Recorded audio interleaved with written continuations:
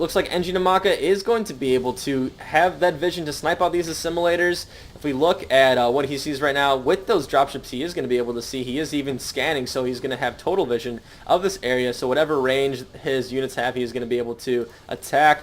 A couple of side storms going off right now, and it looks like that WhiteRa is trying to go for a backdoor attack on this expansion, trying to finish what he started here with those High Templar. But it looks like NGAmaka definitely sees that coming. I'm not sure if he's going to be able to secure it in time. Yes, he is. Those SCVs do go away, and those High Templar are just barely able to get out of there. But those High Templar are going back, and wow, that is an excellent play by WhiteRa. He was able to force those SCVs into the Terran army and pretty much body block them and just use Psionic Storm to take out tons of SCVs. Fantastic play by WhiteRa. I love to see that. Using that Warp Prism very effectively, giving those High Templar the mobility that they don't naturally have, and also he is able to use this Warp Prism as a defense against Ghost Psystorm because, Ghost EMP, because he will be able to hide them in that Warp Prism and move him out and Psystorm as much as he wants. So that's kind of the trick that lots of Protoss players do to kind of even up the ante between the High Templar and Ghost battle. WhiteRa doing a good job with using this Warp Prism just to its full potential. He is laying tons of pressure on this economy right here. We're even warping in an Archon, warping in some High Templar here. But WhiteRa might lose this attack. I think those Marines are going to be able to get it. And yeah, that Warp Prism unfortunately does go down. But WhiteRa has definitely bought himself enough time to even up on the army count. Definitely NGAmaka still has a little bit larger of an army, but he is going to be hard pressed to micro against all those High Templar and all those Immortals. If it is bunched up like that though, EMP might be able to do a lot of damage, but there are tons of Psystorm going off on that army. Was able to get a couple of units dead. Another Psystorm going down, just able to pick off a couple of more Marines, and those Ghosts are being forced into the front. They almost died. Luckily for NGAmaka, they were able to live. But now they are finally getting clawed up by those Zealots and those Immortals. NGAmaka in a difficult position right now. He has a ghostless army, which is going to be very hard for him to take those High Templar and those Immortals. So NGAmaka realizes that he is backing off right now. WhiteRa is doing a good job to try to keep NGAmaka in this choke position here so that he is going to be able to Psystorm in case he does get too aggressive and move in. We see right now NGAmaka finally does see this 12 o'clock expansion, and he might be able to snipe out that barracks, but I don't think WhiteRa is going to let that happen.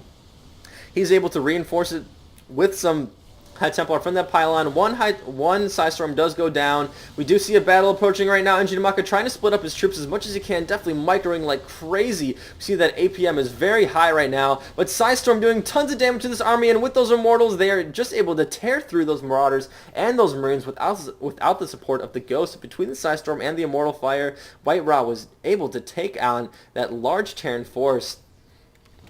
Great unit composition from WhiteRa. It was a little bit unfortunate that NGAmaka did lose all of his Ghosts there. That really hurt him a lot. NGAmaka really low on the macro game right now. He just has this expansion with not that many minerals. He doesn't have this expansion yet secured. He is just flooding in an orbital command right now. He is even long distance mining. So WhiteRa even setting up another expansion. So he is in a very good position right now.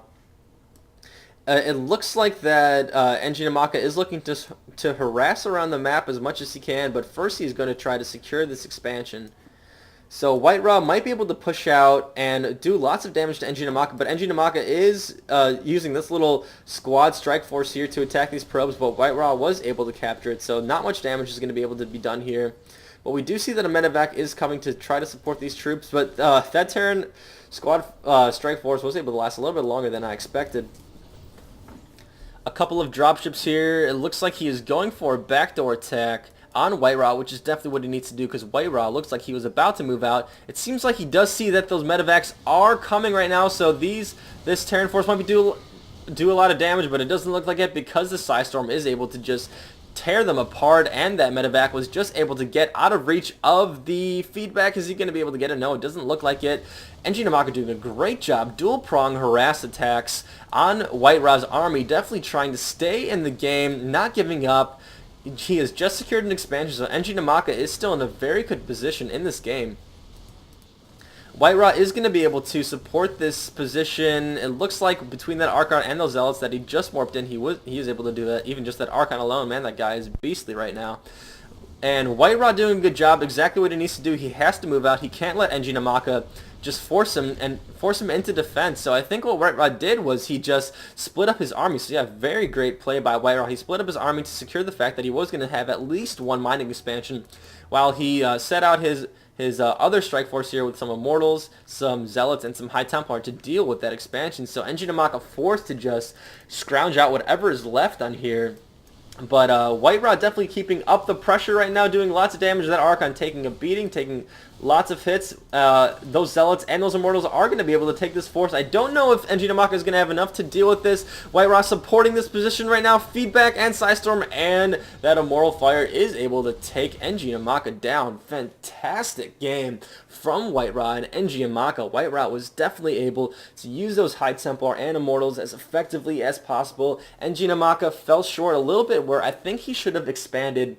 He should have expanded at his natural quicker, and he should have expanded at this position a little quicker as well. I think WhiteRa definitely expanded at the perfect times where he was able to secure his natural and this 12 o'clock position, as well as his bottom position, because he realized, he was like, well, if you're going to keep harassing me, I'm just going to keep building bases around, so I know I'm going to continually have a good steady stream of income.